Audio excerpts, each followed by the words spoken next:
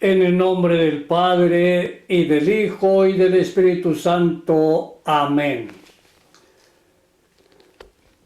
Pidámosle al Señor Dios que nos asista con la presencia de su Espíritu Santo.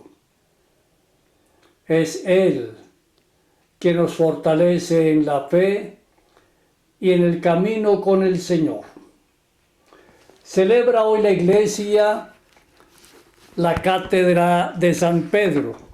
Y celebrar esta cátedra sencillamente es recordar la autoridad que el Señor Jesús le ha dado a San Pedro como sumo sacerdote y pastor de la Iglesia. Por lo tanto, la cátedra de San Pedro nos recuerda la misión que Cristo le ha confiado, la de confirmar en la fe a sus hermanos. Por eso él en su carta también nos dice, es necesario dar razón de nuestra fe. Por eso debemos estar atentos para escuchar la palabra de Dios, para orar con ella, meditarla y llevarla a la práctica de la vida. Qué interesante escuchar la palabra de Dios. Si quienes han buscado el aborto, no solamente en Colombia, sino en el mundo entero, quienes de alguna manera han aprobado que el aborto sea un derecho, a lo mejor están lejos de la palabra de Dios, porque el aborto va contra los principios de nuestra fe, va contra el querer de Dios, que es fuente de vida, fuente de toda vida. Y en él vivimos, nos movemos y existimos. El único dueño de la vida es Dios. Por lo tanto, aunque muchos congresos de tantas naciones, aunque un grupo de legisladores, la Corte Constitucional en este caso de Colombia, haya aprobado hace pocas horas el aborto como un derecho hasta las 24 semanas de gestación, aún así, para nosotros cristianos católicos, el aborto sigue siendo un gravísimo pecado mortal, porque así, aprovechando el aborto, apoyándolo, estamos nosotros contra la voluntad de Dios nuestro Padre, quien nos ha llamado a la vida, nos compromete con la vida y por eso todos debemos luchar a favor de la vida. La primera lectura propuesta para este día está tomada de la primera carta del apóstol San Pedro. Hermanos, me dirijo ahora a los presbíteros de las comunidades de ustedes, yo que también soy presbítero como ellos, y además he sido testigo de los sufrimientos de Cristo y participante de la gloria que se va a manifestar. Apacienten el rebaño que Dios les ha confiado y cuiden de él no como obligados por la fuerza, sino de buena gana, como Dios quiere, no por ambición de dinero, sino por entrega generosa. No como si ustedes fueran los dueños de las comunidades que se les han confiado, sino dando buen ejemplo. Y cuando aparezca el Pastor Supremo, recibirán el premio inmortal de la gloria. Palabra de Dios. Qué interesante esta carta que nos envía el apóstol Pedro, el primado de la Iglesia. Él, aunque es la cabeza de todo el grupo de los apóstoles, que ha recibido del Señor la autoridad para pastorear a esa primera comunidad eclesial, con humildad se llama a sí mismo presbítero, así como ustedes presbíteros de esas comunidades a las que le dirijo la carta. Hoy el apóstol nos enseña sobre las cualidades que debe tener un buen discípulo misionero del Señor, un pastor de almas, como decimos en el momento presente, un sacerdote. Así nos recuerda el Señor cuando nos lo dice en San Lucas, por ejemplo, en el capítulo 22. El más importante entre ustedes, compórtese como si fuera el último, y el que manda como el que sirve. Qué bueno tener en cuenta esto, no solamente nosotros los sacerdotes, sino ustedes, apreciados amigos, feligreses de tantas comunidades parroquiales. Tener esto presente para que acompañen a sus sacerdotes con la oración, pero también los acompañen hablándoles al oído, ayudándoles a comprender que han sido llamados por el Señor y consagrados para el servicio de su pueblo que es la Iglesia. Por eso San Pedro nos invita a comportarnos de tal manera que la gente ve a nosotros de verdad representantes del Señor. Y San Pablo en la primera carta a los Corintios nos dice que la gente nos considere como servidores de Cristo y administradores de los secretos de Dios. Y un buen administrador de Cristo lo que hace es proclamar a tiempo y a destiempo, con ocasión y sin ella, la palabra de Dios. Un buen administrador de los secretos de Dios no hace otra cosa que estar atento a brindar el mejor servicio, siempre con alegría, con un claro testimonio de fe y de compromiso con Dios, amando siempre a los feligreses que el Señor le encomienda. Igualmente, en la primera carta a los tesalonicenses, Pablo nos dice: saben que tratamos a todos como un padre a su hijo. Así debe actuar el sacerdote, tratarlos a todos como un padre trata a su hijo, con respeto, con cariño, con capacidad de escucha, con el ánimo de estar siempre presente, cercano, atento siempre a servir en todo momento. Y luego en la carta a Tito nos dice Pablo: quien preside la comunidad como administrador de Dios ha de ser irreprochable, no egoísta, ni colérico, ni bebedor, no pendenciero ni metido en negocios sucios, antes bien hospitalario, amante del bien, moderado, justo, devoto, controlado. También San Juan el apóstol y evangelista, en su tercera carta, versículo 10, nos recuerda: quien no practica la justicia ni ama a su hermano, no procede de Dios. Y San Pedro Damián nos recomienda: empleemos nuestras riquezas en ganar almas y en adquirir virtudes. Y estos consejos que nos da tanto San Pedro como San Pablo, San Juan, el mismo Señor Jesús, vale no solamente para nosotros los sacerdotes, que nos hemos consagrado por el sacramento del orden para servirle al Señor en la iglesia donde Él nos envíe, son también válidos para ti, cristiano, para un papá, para una mamá, que han sido llamados por el Señor para animar, acompañar, testimoniar la fe en esa pequeña iglesia doméstica que es la familia. Oramos con el Salmo 22. El Señor es mi pastor, nada me falta. En verdes praderas me hace reposar y hacia fuentes tranquilas me conduce para reparar mis fuerzas. Tu bondad y tu misericordia me acompañarán todos los días de mi vida, y viviré en la casa del Señor por años sin término. Gloria al Padre, y al Hijo, y al Espíritu Santo, como era en el principio, ahora y siempre, por los siglos de los siglos. Amén. El Señor es mi pastor, nada me faltará. Proclamación de la buena noticia de nuestro Señor Jesucristo según San Mateo.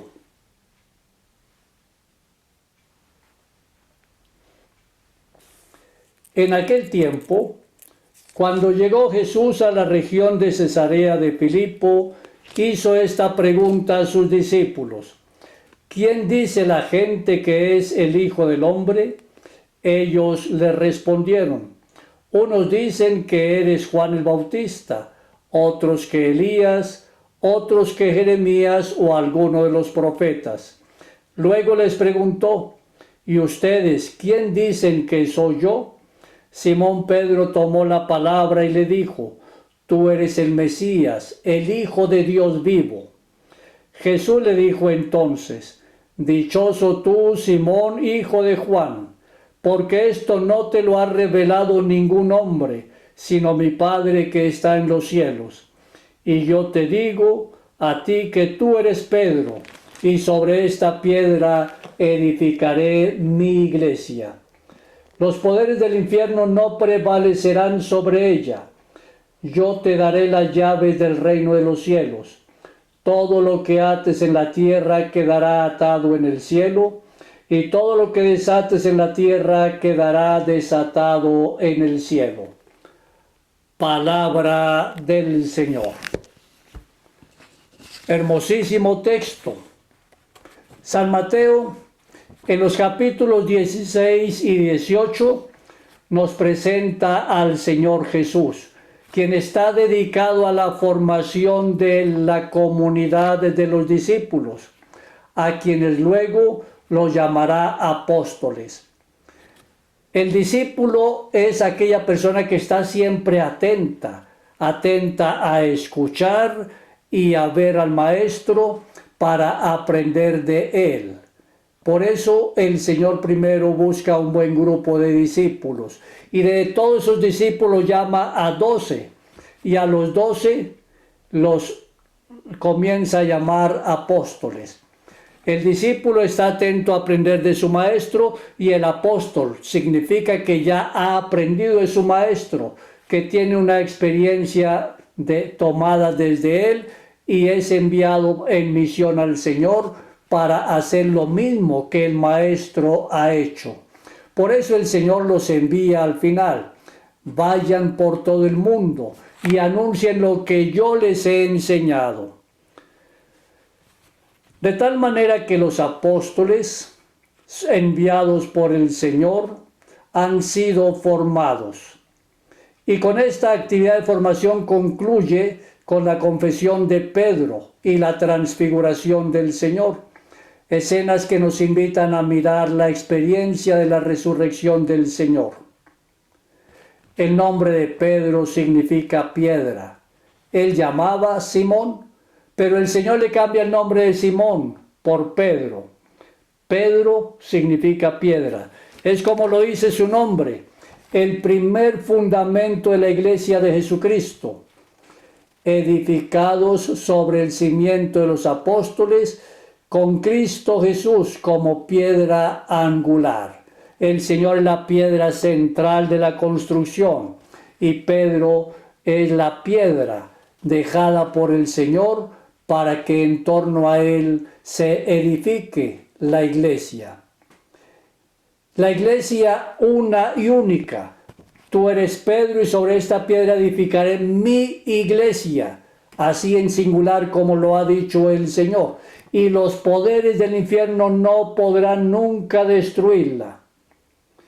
Por algo encontramos en los Hechos de los Apóstoles que uno de los nuestros dice, no los persigamos más, dejémoslos. Si la iglesia es asunto de los hombres, se terminará muy pronto. Pero si es asunto de Dios, nada podemos hacer contra ella. Y el Señor, una vez que instituye a Pedro como jefe de la iglesia, como piedra, le entrega las llaves que significan la potestad espiritual. Potestad espiritual de atar y desatar. Y aquí comienza el sacramento de la reconciliación. Todo lo que ates en la tierra quedará atado en el cielo, y lo que desates en la tierra será desatado en el cielo. La tradición y los santos padres ven en este texto el argumento más fuerte a favor del primado de San Pedro y de la infalible autoridad de la sede apostólica. El texto de Mateo que proclamamos hoy es muy denso y bien elaborado. Recoge un hecho como lo ha entendido y vivido la comunidad. El hecho de la institución de la Iglesia, más bien de la fundamentación de la Iglesia por parte del Señor Jesús al imponerle este nombre a uno de sus discípulos. Y esto surge después de un diálogo en que el Señor le pregunta a sus discípulos: ¿quién dice la gente que es el Hijo del Hombre? ¿Quién dice la gente que soy yo? Y entonces le van diciendo: Señor, unos piensan que eres Elías, otros que eres Jeremías o cualquier otro profeta que ha venido. Pero Pedro toma la palabra y entonces hace una profesión de fe. Y la hace animado siempre por el Espíritu Santo. Es Dios Padre quien le ha revelado la verdad. Y su confesión de fe dice: Jesús, tú eres el Mesías, el Hijo de Dios. La gente sencilla que lo ha visto y escuchado lo considera un enviado muy especial de Dios. Simón, hijo de Jonás, declara que Jesús es el Mesías esperado, y Jesús lo ratifica declarando que la confesión procede de una revelación del Padre. Nadie conoce al Hijo sino el Padre.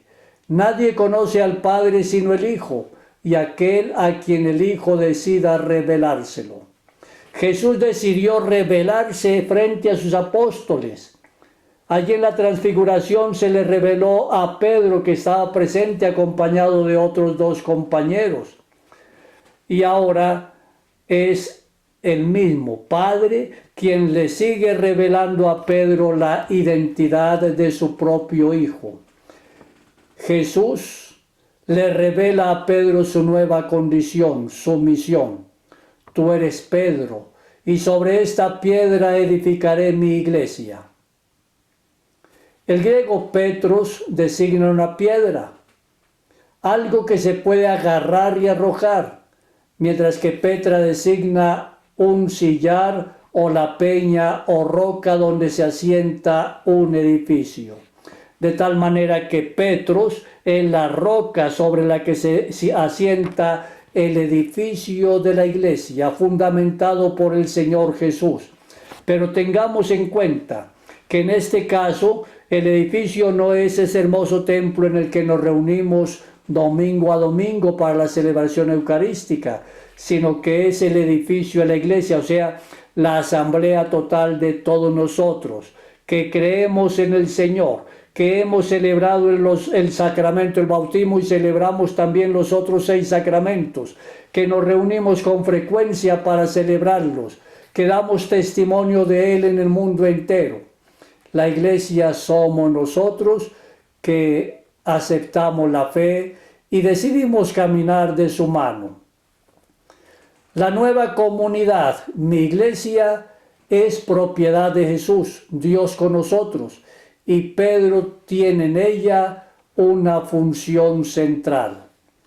Contra la iglesia de Jesús nada podrá el poder de la muerte, que abre sus puertas para recibir y la cierra para soltar. La obra de Jesús es inmortal, porque Jesús es Dios y Dios es inmortal. La iglesia es una, primero porque el Señor Jesús dijo mi iglesia en singular, no dijo mis iglesias en plural. Segundo, la iglesia es una porque el Mesías, el Salvador, es uno solo, ya que Dios es uno solo y se nos ha revelado en 3 personas, Padre, Hijo y Espíritu Santo. La iglesia es una porque uno solo fue el sacrificio del Señor Jesús en la cruz. La iglesia es una y única porque Dios es uno y único. Más aún, Pedro posee las llaves de acceso al reino de Dios y tiene la autoridad y el poder de juzgar, perdonar y condenar ratificado por Dios. Y ese ministerio de Pedro, se le llama ministerio petrino, se conserva hasta el día de hoy, ya que durante 2020 años, cada vez que fallece el Papa, se elige un nuevo sucesor de San Pedro, con la misma misión, y debe también siempre actuar en el nombre y con el poder del Señor Jesucristo. Pidámosle al Señor entonces, en este día, por el Papa, quien está ocupando la cátedra de San Pedro. No la silla en la que se sentaba Pedro, no, sino que tiene la plena autoridad de enseñar siempre en el nombre y con el poder del Señor. Él tiene que ser el maestro primero con su testimonio de vida, con su palabra oportuna, con su voz de aliento, con su animación permanente. El Papa es el sucesor de Pedro. Pidámosle a la Santísima Virgen María que interceda por nosotros, para que así como ella estuvo atenta a Dios, nosotros también estemos atentos a Él. María Inmaculada, Madre de la Iglesia y auxiliadora de los cristianos, ruega por nosotros. San Juan Bosco, ruega por nosotros. Que el Señor Dios te bendiga y te favorezca, te muestre su rostro y te conceda siempre la paz, la alegría y la salud, en el nombre del Padre, y del Hijo, y del Espíritu Santo. Amén.